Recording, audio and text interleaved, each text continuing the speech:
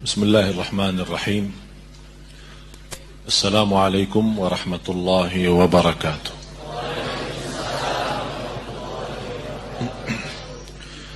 إن الحمد لله نحمده ونستعينه ونستغفره ونعوذ بالله من شرور أنفسنا ومن سيئات أعمالنا. من يهده الله فلا مضل له ومن يضلل فلا هادي له وأشهد أن لا إله إلا الله وحده لا شريك له وأشهد أن سيدنا ونبينا محمدا عبد الله ورسوله. اللهم صل وسلم وبارك على سيدنا محمد وعلى آله وصحبه ومن تبعهم بإحسان إلى يوم الدين.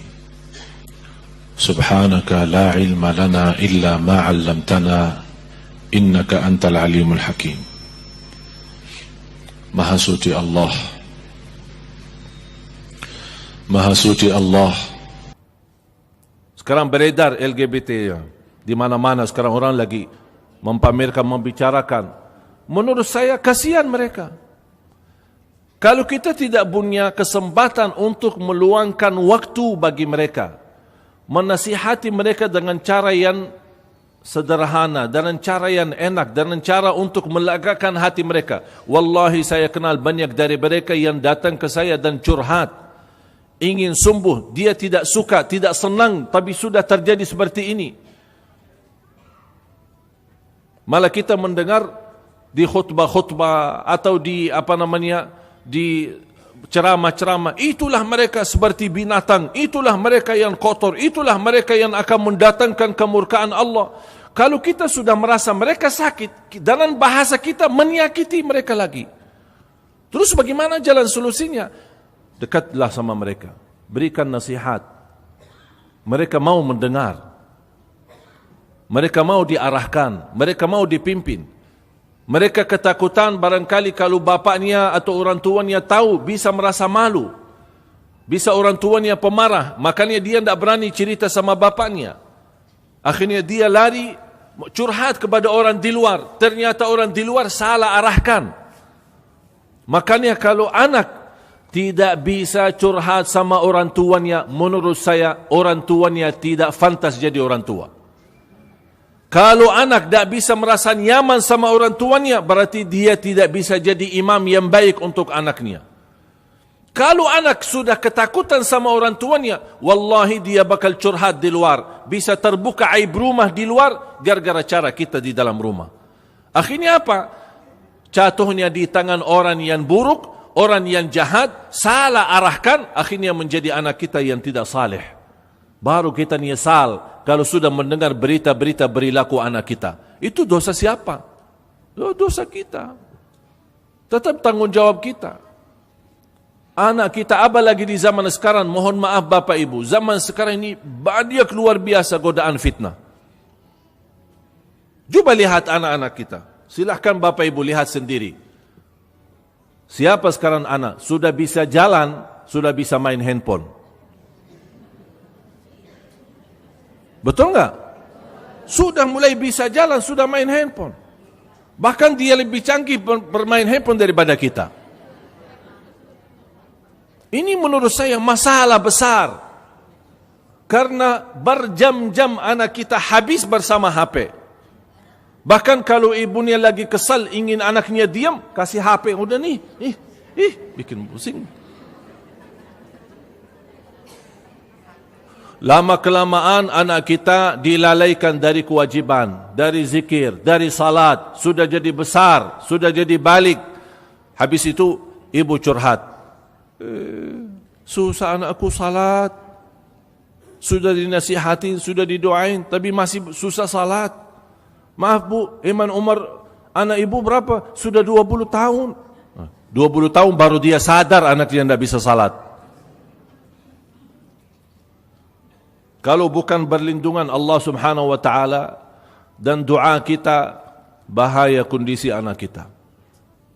Sering saya menyampaikan, kita sebagai orang Muslim, insya Allah Bapak Ibu, saya yakin insya Allah masih mempertahankan Islam iman sampai akhir hayat.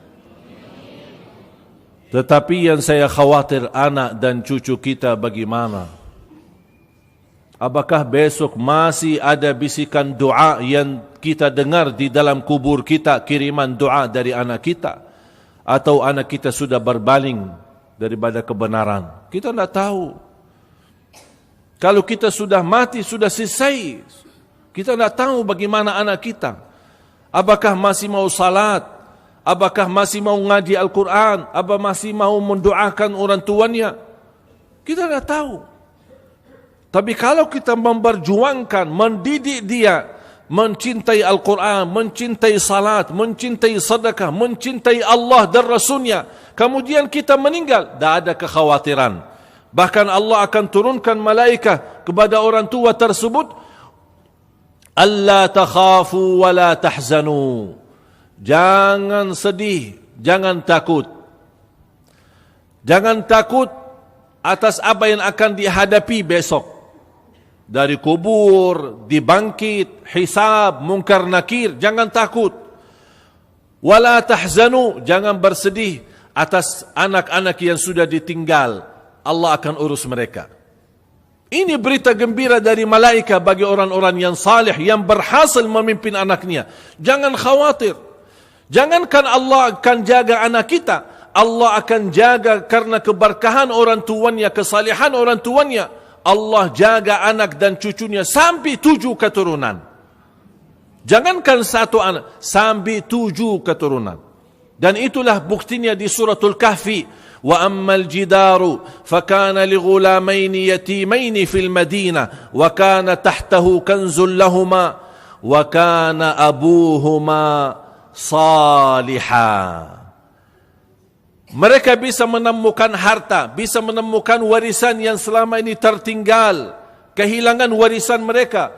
Allah berjuangkan, Allah mudahkan sampai bisa mereka menemukan warisannya. Itu berkat siapa? Kakek yang ke-7. Dan Allah masih sebutkan dalam Al-Quran sebagai orang tua. Wa kana abuhuma, bapaknya mereka yang salih, Allah kasih keberkahan menemukan warisan mereka. Disebut ahli tafsir, yang dimaksud bapa di situ adalah kakek yang ke-7. Berarti anak yang menemukan warisannya adalah keturunan yang ke-7. Allah jaga. Kita hanya punya tugas adalah mendidik anak kita mencintai agama, mencintai Quran, mencintai Allah, mencintai Nabi Muhammad sallallahu alaihi wasallam. Itu tugas kita. Selebihnya serahkan kepada Allah. Kita sudah ikhtiar dan kita menunjukkan kepada Allah Subhanahu wa taala supaya Allah berikan yang terbaik. Di samping itu doa. Doa Bapak Ibu. Jangan ada di antara kita putus asa terhadap kesalehan anaknya. Doa setiap waktu dan setiap saat. Bahkan Rasul sallallahu alaihi wasallam melarang orang tua mendoakan anaknya celaka. Kadang-kadang kita kesal. Semoga mati. Ada enggak? Ada. Ucapan-ucapan ya barangkali tidak disadarkan.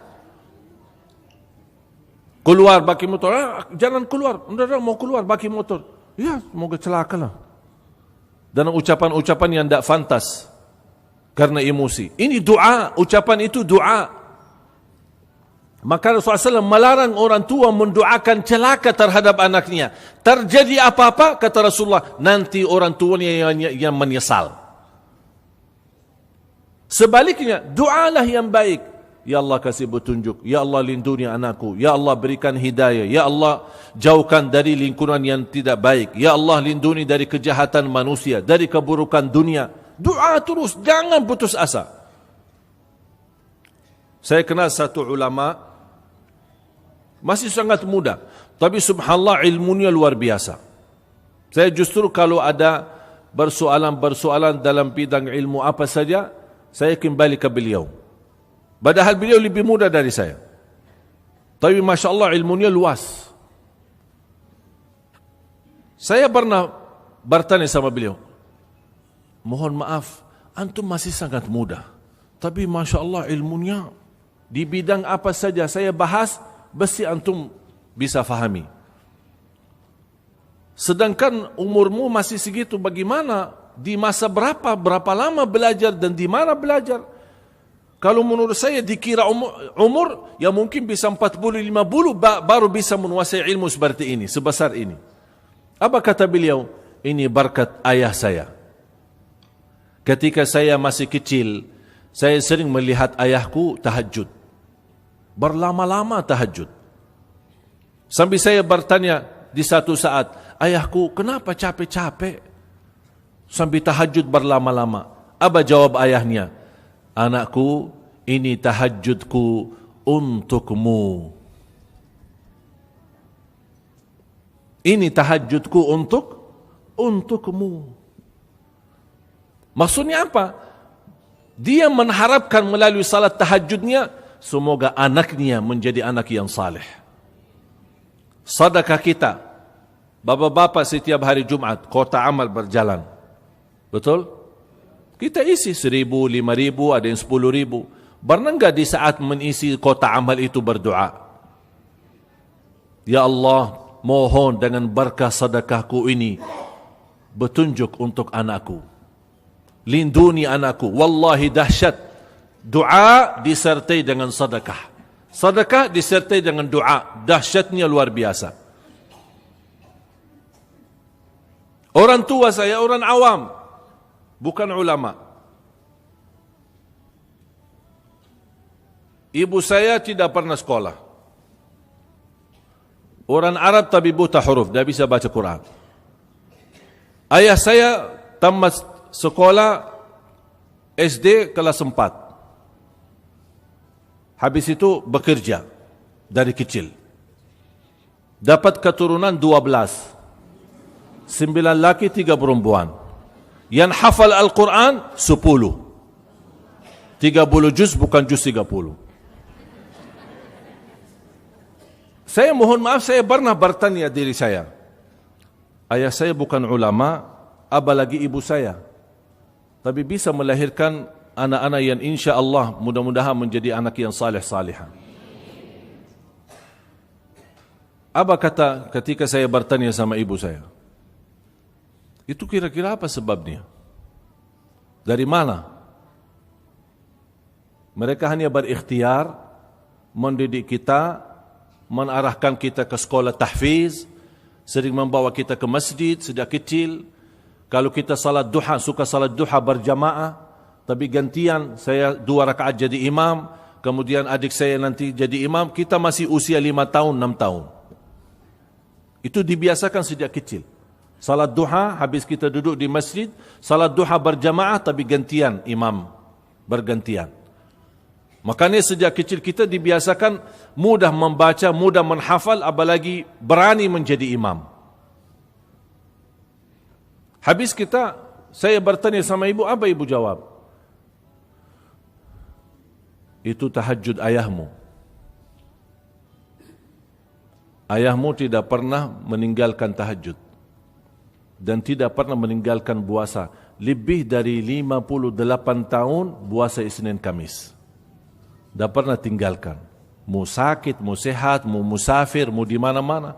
Pernah datang ke Indonesia untuk bersenang-senang di Indonesia, libur di Indonesia, hanya 1 bulan, tapi tetap masih jaga Isnin Kamis. Kita diundang sama pejabat sana sini, hari Senin jatuhnya undangannya, dia tidak mau makan. Sudah kumis, sudah biasa. Isnin dan Kamis. Kalau dia di Madinah, setiap Isnin Kamis, dia salat subuh di masjid. Sebelum salat subuh, tahajud di Masjid Nabawi. Sambil menunggu subuh, salat subuh di Masjid Nabawi. Habis salat subuh, tunggu sampai terbit matahari. Habis terbit matahari, salat duha. Habis selesai salat duha, ziarah makam Baqi'. Sebelumnya makam Nabi Muhammad SAW. Kemudian makam Baqi'. Kemudian dia pergi ke rumah sakit. Buat apa pergi ke rumah sakit? Dia tunjuk orang-orang yang sakit. Kunjungi orang yang sakit. Dia kenal, dia tidak kenal. Masuk ke rumah sakit, masuk ke kamar masing-masing. Assalamualaikum, semoga sembuh. Assalamualaikum, semoga sembuh. Assalamualaikum, semoga sembuh. Habis itu pulang. Sambil berjalanan pulang, dia beli kardus air, aqua yang dingin, kemudian bagikan air itu kepada tukang-tukang yang bersih tukang sampah di jalan, yang mereka kepanasan, bagi air minum. Baru pulang ke rumah. Istirahat sampai zuhur. Habis zuhur, ke Masjid Nabawi sampai Isya. Dah pulang-pulang. Buka puasa di rumah, di masjid. Disediakan biasa buka puasa Isnin Kamis. Dan ini dilakukan setiap Senin Kamis. Saya pernah waktu saya umrah, luar biasa komitmen ayah saya. Saya semangat mempelajari banyak dari sifat beliau. Tapi ini buat siapa? Ketika saya pernah mempertanyakan, maaf ayah, kok sabar, kuat, sambil, apa jawabannya? Ini bukan untuk saya. Ini untuk kalian semua. Mudah-mudahan, sambil dia nangis, mudah-mudahan doaku dan amal salihku bisa bermanfaat buat kalian. Ketika saya pergi ke Palestina beberapa waktu lalu, bertemu seorang imam besar. Saya tidak pernah bisa tahu pertama bisa masuk ke Palestina. Selama berwarga negara Arab tidak bisa masuk, karena tidak bisa warga negara Arab masuk sana. Alhamdulillah, dengan karunia Allah diberikan dapat kemudahan atas keistimewaan dan kehormatan dari Bapak SBY waktu itu 2011 memberikan warga negara Indonesia. Sebab warga negara Indonesia saya bisa masuk ke Palestina dengan paspor Indonesia. Bahkan alhamdulillah diberikan kesempatan menjadi imam besar di Masjidul Aqsa salat maghrib dan isya. Jujur saja di saat itu begitu saya mendapatkan, saya tidak pernah diminta, pas habis iqamat malah imamnya dorong saya ke mihrab untuk jadi imam. Saya kaget. Begitu saya selesai salat, saya tidak bisa membayangkan. Dan pertama yang saya telefon adalah ibu saya. Dan saya sampaikan, ibu saya menangis. Saya bilang, ibu kok menangis? Dia berkata, betapa saya bangga. Karena Allah SWT kabulkan doaku. Bayangkan jamaah sekalian, wallahi nikmat besar kita mendapatkan keturunan anak salih-salihah. Ini bisa lebih daripada harta dan kekayaan. Dan kita memiliki anak yang berbakti, anak yang peduli, anak yang sayang, anak yang luar biasa sama orang tuanya, itu sudah surga bagi orang tuanya. Biar dia susah, biar dia miskin, biar apa, harta besar, bahagia, kebanggaan dan kemuliaan memiliki anak yang salih-salihah.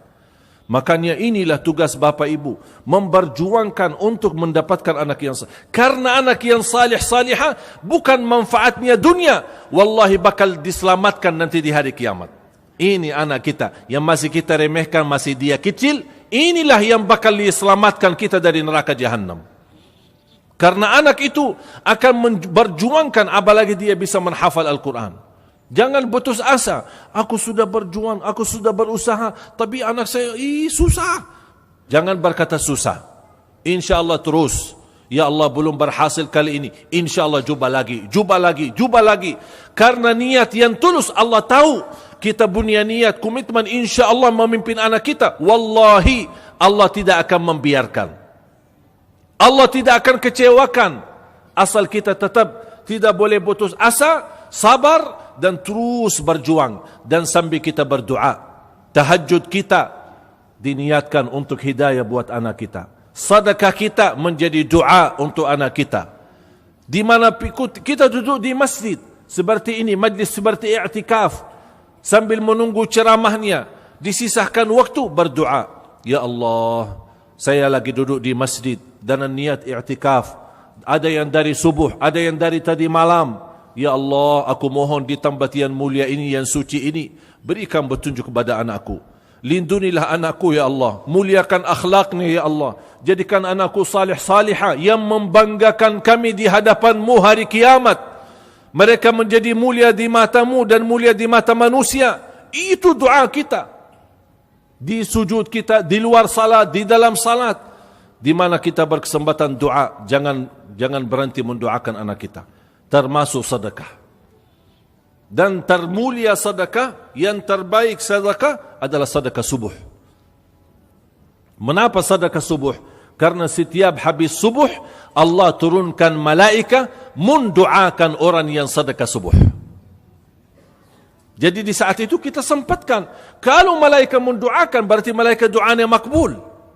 Kita sedekah. Ya Allah, mohon dengan berkah sedekahku ini berkahi anakku. Sucikan hatinya. Pimpinlah dia ya Allah. Jauhkanlah ya Allah dari sifat buruk. Kalau kita di hari ini melihat hal-hal, sifat yang membuat anak kita menyakiti hati, oh berarti sedekah saya belum ikhlas. InsyaAllah besok lagi. Terus sedekah lagi, terus sedekah lagi.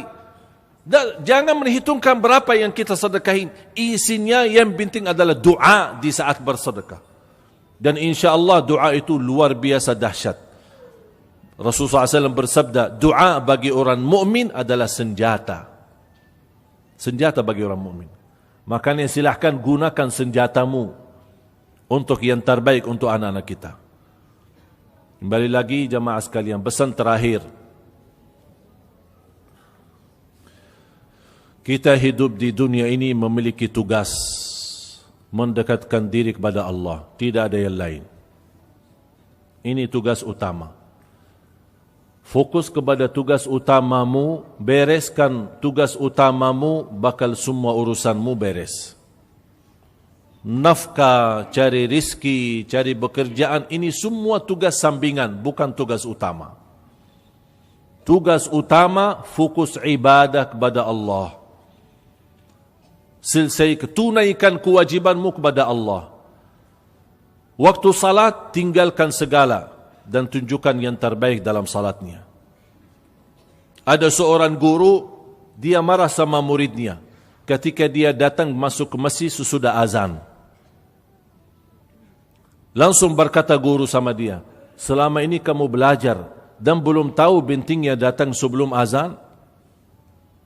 Kamu tak pantas jadi murid saya.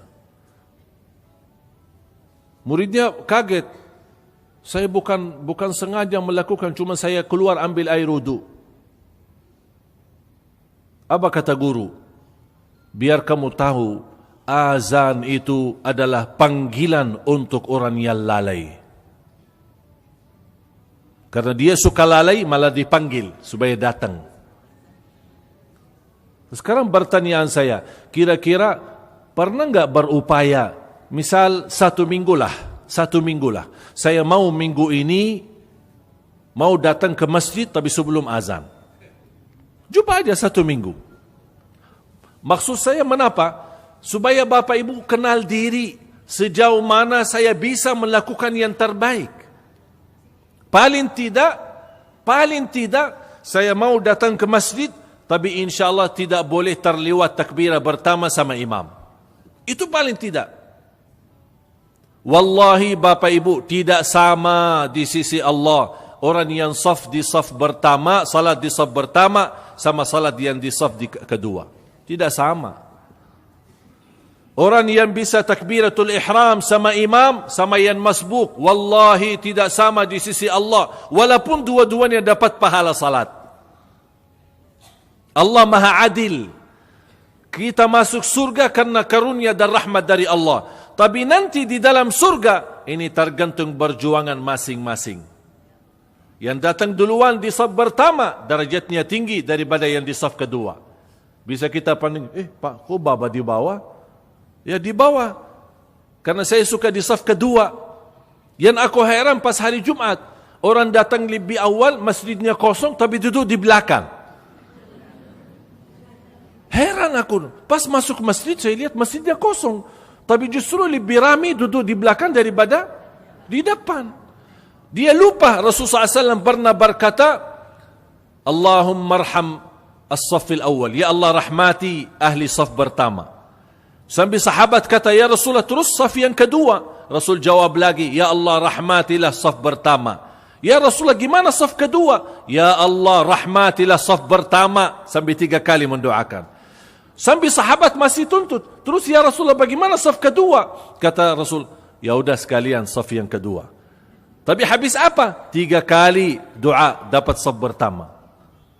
Dan ini jamaah sekalian, Saya tidak membicarakan masalah boleh atau tidak boleh. Salat di masjid, di saf pertama, di saf kedua, di saf terakhir, menurut saya semuanya boleh. Tapi ini menunjukkan perlombaan yang terbaik di antara kita. Makanya kalau kita ingin diberi oleh Allah yang terbaik, bahagia yang terbaik, sehat yang terbaik, berkah rezeki yang terbaik, keturunan yang terbaik, kita juga harus punya tugas memberi yang terbaik kepada Allah Subhanahu wa taala. Terbaik tahajud, terbaik salat sunnah qabliyah ba'diyah, terbaik duha, terbaik sunnah salat hajat, semua amalan-amalan walaupun hukumnya sunnah, kita lakukan yang terbaik. Supaya apa? Allah membalas yang lebih baik. Dan kita yakini Allah tidak akan membalas yang sama, tapi justru akan Allah membalas yang lebih. Faman ya'mal mithqala dzarratin khairan yarah, wa man ya'mal mithqala dzarratin syarran yarah. Mudah-mudahan semua yang hadir di sini dimuliakan oleh Allah Subhanahu wa taala.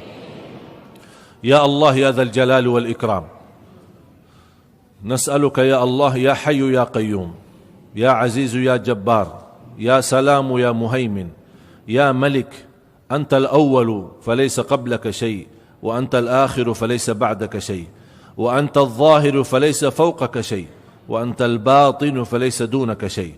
لك الأسماء الحسنى ولا حول ولا قوة إلا بك. أسألك يا الله أنت الأحد الصمد الذي لم يلد ولم يولد ولم يكن له كفوا أحد أن تغفر لنا أجمعين. يا الله aku mohon dengan asmaul husnamu, dengan nama-nama agung, ya Allah ya dzal jalal wal ikram, ampunilah semua dosa-dosa jamaah yang hadir ya Rabbal Alamin. Ya Allah aku mohon untuk semua yang hadir selepas majlis ini, masing-masing pulang sudah diampuni segala dosanya.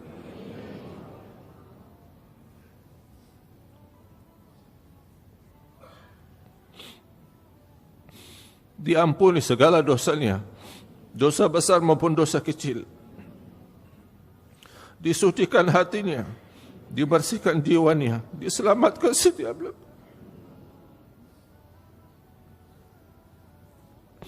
Terkabul doanya, terkabul hajatnya. Ampuni orang tua kami ya Allah. Ampuni orang tua kami ya Allah. Kami tidak mampu membalas dan tidak akan mampu membalas kebaikan orang tua kami. Ya Allah, jadikan orang tua kami mulia di sisimu dunia akhirat. Ighfir lil muslimina wal muslimat wal mu'minina wal mu'minat al ahya'i minhum wal amwat. Ya Allah, atas izinmu kami bersama-sama kumpul di majlis ini. Berilah kepada kami kemuliaan, sama-sama bertemu kembali di dalam surgamu ya Allah. Ya Allah.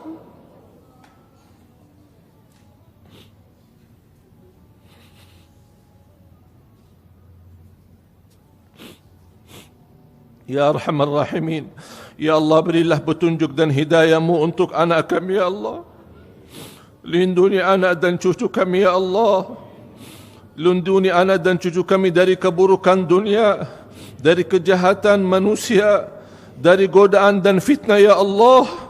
Jadikan anak kami salih-salihah, anak dan cucu kami penghafal Al-Quran, anak dan cucu kami berakhlak-akhlakul Quran, anak dan cucu kami yang mampu menjaga nama baik keluarga kami, dan anak dan cucu yang membanggakan kami di hadapan-Mu hari kiamat ya Rabbal Alamin. Ya Arhamar Rahimin, ya Allah, tetapkanlah hati kami atas Islam dan agama sampai akhir hayat. Berilah kepada kami kemampuan istiqamah Islam iman sampai akhir hayat. Akhiri hayat kami dengan husnul khatimah.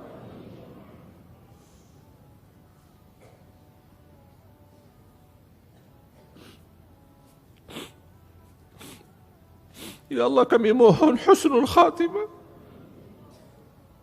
Kami mohon husnul khatimah. Walaupun perilaku kami belum sempurna ya Allah, masih banyak kekurangan kami. Jadikan ucapan terakhir kami asyhadu an la ilaha illallah wa asyhadu anna Muhammadar Rasulullah. Birahmatika ya Arhamar Rahimin. Di antara kami yang sakit ya Allah, sembuhkan penyakitnya, sehatkan badannya ya Allah. Berikan segala keinginannya, keinginan yang terbaik dari kebaikan dunia akhirat ya Rabbal Alamin. Rabbana taqabbal minna innaka antas sami'ul alim wa tub alaina innaka antat tawwabur rahim. Ya Allah, jadikan majlis ini berkah bagi kami, saksi baik bagi kami di hadapan-Mu.